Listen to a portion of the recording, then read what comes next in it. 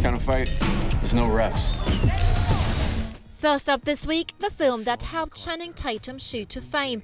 Fighting follows Sean MacArthur, who gets introduced to the world of underground street brawling. I love physical things, you know, physical movies, and I'm kind of running out of physical stuff to do in movies. I think I played almost every sport in every movie now. But yeah, I was looking forward to it. You know, it was a challenge to me. I'm a pretty competitive person, and to get to fight with some of these, they're professional fighters. You know, to really get to mix it up with those guys and push it. You know, we definitely pushed it. The film brings some well choreographed and refreshingly raw fighting scenes, but don't go into it thinking this is another Fight Club. It ain't. Next up, something for the Skins generation. Tormented is a British comedy horror flick which basically shows what happens when the ghost of fat high school kid Darren Mullet returns to avenge his bullies. I'm gonna kill you. What's going on?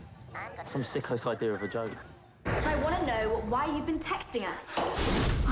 You really made me jump. Pretending to be Mullet, risen from the dead. Ain't a bad gag. You're dead! We're all dead! It's Mullet! With performances from Alex Pettyfer, April Pearson, Larissa Wilson and Bill Nighy's daughter Mary, Tormented clearly gets this week's nod for Best Teen Release. It's not too late! And finally, old school star Kevin Costner proves that sometimes every vote can count.